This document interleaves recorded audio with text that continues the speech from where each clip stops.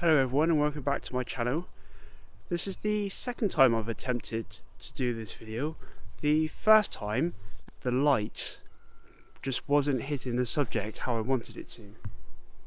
So what I decided to do was just wait until the conditions look right and come back at a different time of the day, hopefully when I'll get the light that I was looking for. So I've actually brought out the 50 to 200mm lens today, and that will give me a bit more kind of range and bring the subject a little bit closer to my lens.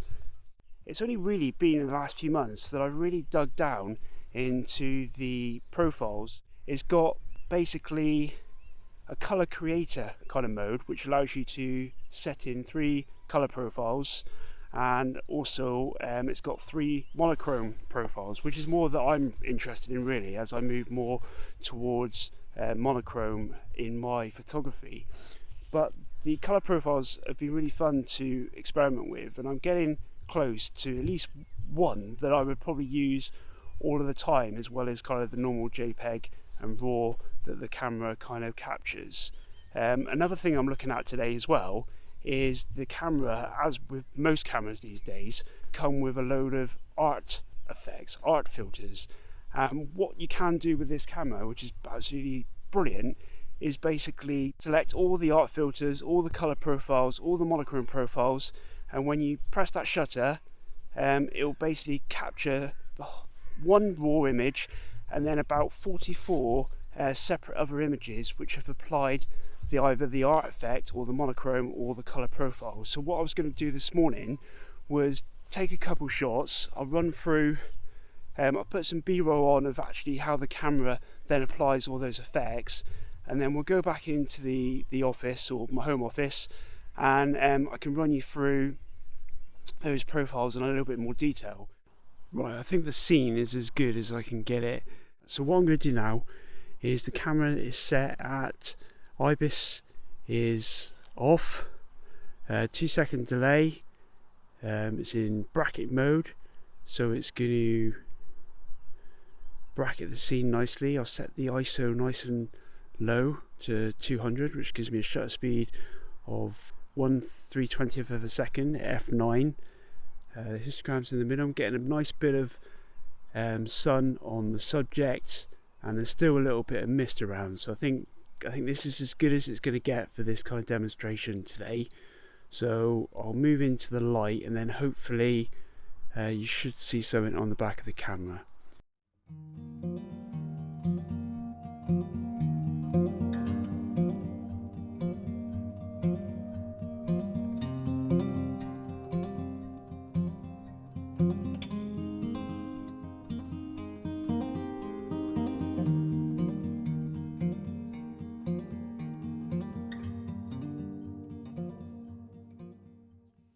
Right, I'm back in my office and I'm a few pounds lighter after having my hair cut, and what I'm going to show you first is the images on the screen that were in effect taken with that one single composition and exposure that you just seen on the video.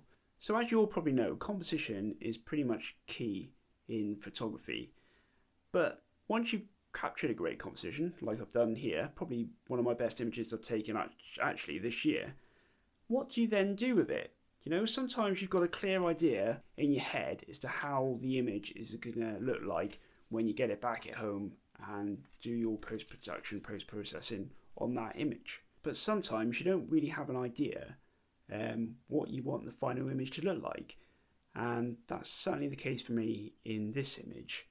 So that's where it's really good sometimes to have this kind of functionality in your camera where it will apply different kind of art effects, different profiles, and then when you look back at home you can then decide whether you like any of them or not, or it might give you a steer as to where you might then want to take your image in post-production.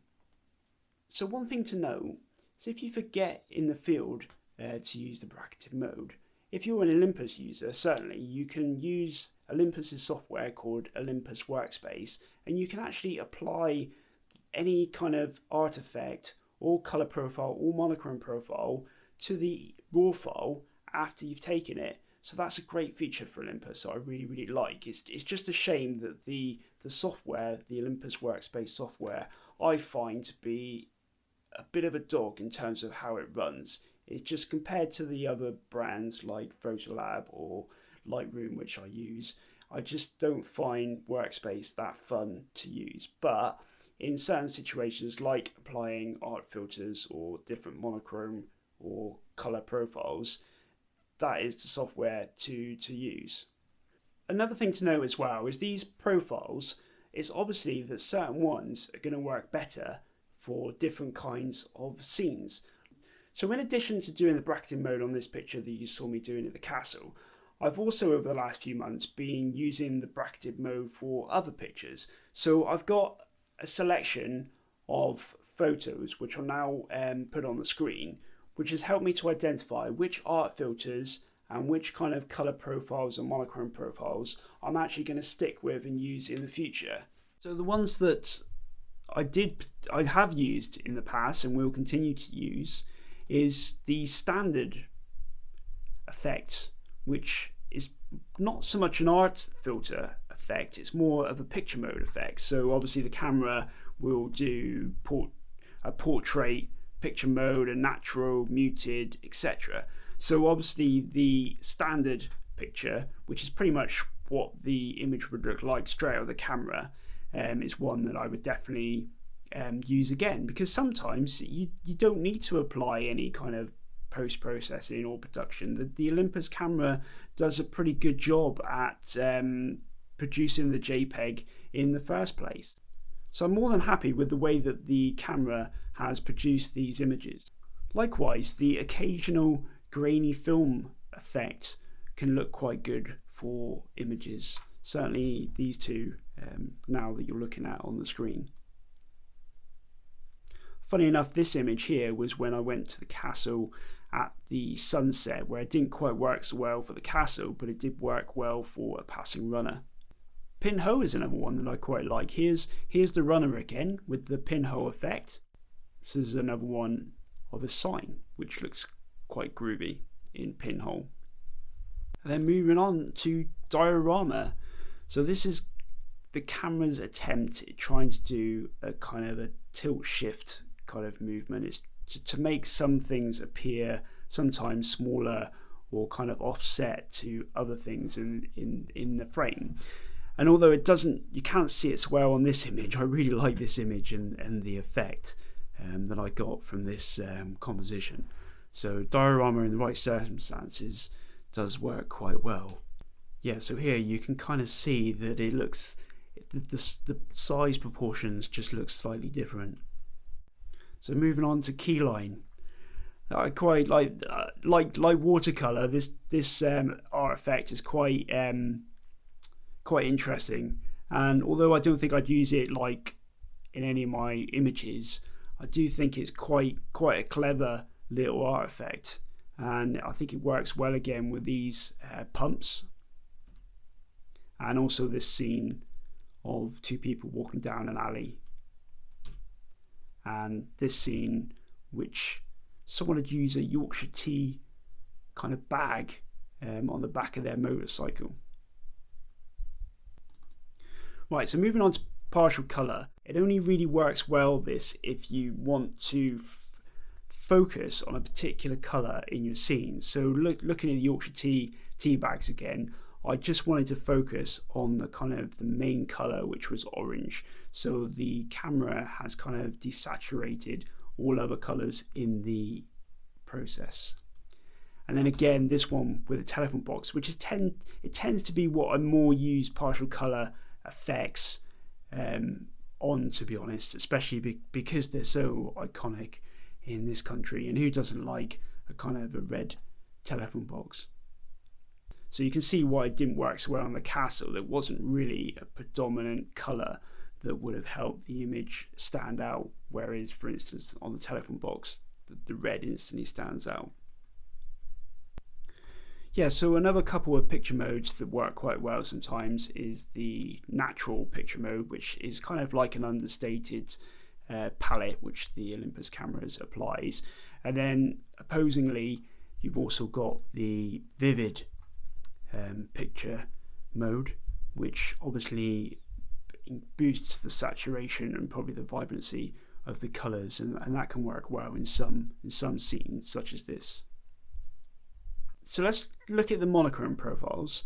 The two images that I've got here for you are basically taken with the same setting. So in the camera, the shadows are on -7 and the highlights are on +7.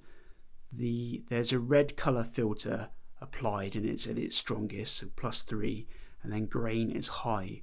So that gives this kind of effect, quite a dramatic, extreme monochrome effect. And then likewise, the same effect applied to the pavilion sign again.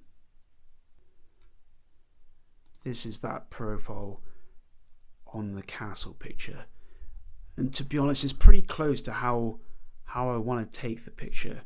To be honest, the atmosphere is definitely what I want to achieve with the final image for this composition,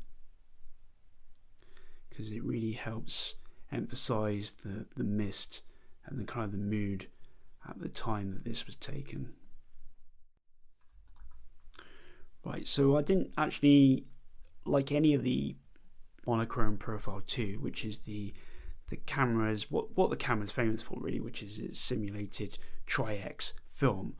But I tend to find that works best when you do apply a kind of a color filter to it, and in this instance for the castle one, I didn't apply any filter color. A medium grain by the looks of it, +6 highlights, -6 shadows.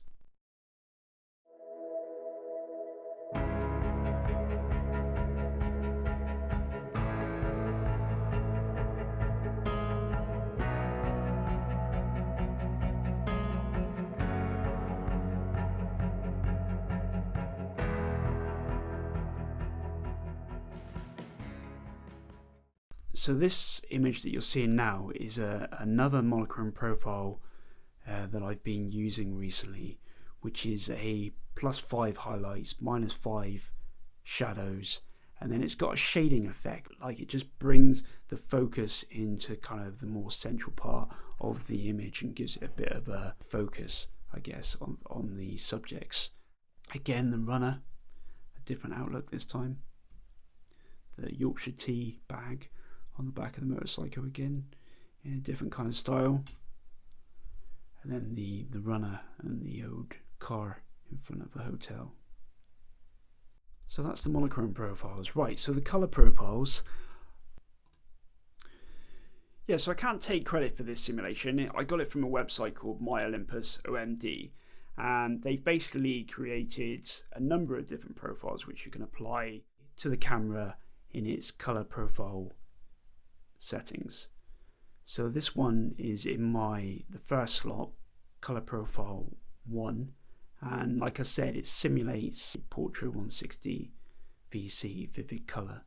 And I think out of all the color profiles I've tried so far, this one certainly is the best. So ultimately my aim here is to try and reduce the amount of time obviously I spend processing images, and if I can get a color profile and a monochrome profile to achieve a decent out of camera image, then I'm all for it, because probably for the majority of shots that's probably going to be good enough, and it's only really going to be for shots like the one I took today with the castle that I would want to take further in post-processing in order to achieve something closer to what I think this image kind of deserves.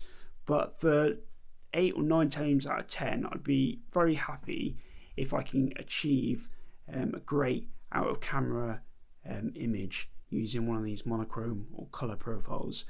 And the monochrome profiles are pretty good, and to be honest, monochrome's a little bit different because I love using the Nik collection of tools, specifically Silver FX Pro, for processing my monochrome images, but I'll talk about that in more detail in another video. So with these two images, the Portrait 160 simulation was applied to both of these. The other two color profiles that I tried at the time of this scene was one that's supposed to resemble Kodachrome 25, and then another one which is supposed to resemble Monochrome 64. Again, both from the same website, My Olympus OMD, and I'll put a link to those profiles in the description below. So from the Castle shoot, these are probably my favourite filters that the camera applied during its bracketing procedure. So the first one is Pop Art 2. It kind of makes it a bit more vivid, I guess, the scene, and I think it certainly does work for this composition. The next two are very similar. They're both the grainy film kind of effect. So this one is very kind of timeless and atmospheric. The second one is a little bit more subtle, but I love the way that you can kind of still see the mist in these images. Right, then moving on to probably my favourite of the monochrome profiles for this composition, which was the first one. So this was the +7 highlights, the -7 shadows, the +3 red filter, and high grain.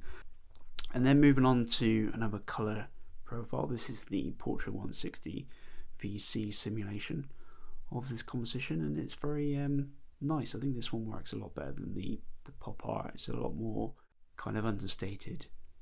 You tend to pick up more of the mist in this one than you do with the pop art, which is a little bit dark in those areas. Anyway, I think I'll wrap up there. I've probably talked far too long again in this video. Even though there's some of the art effects I do like, I think in the future I tend not to use them as much as I probably use the monochrome and the colour profiles, which I think are a lot more pleasing to look at and are likely to achieve a final kind of image look, whereas the art filters generally are quite fun to look at for a time. They're a bit of a novelty really, so I don't think I'll be using them long term, but they are quite nice when you do feel that you need a bit more creativity, or you don't really know what you want to do with an image or how to process it. It does help give you an idea sometimes, or push you down a particular style that you think will suit that particular composition. And there we go. So thanks for watching. See you next time.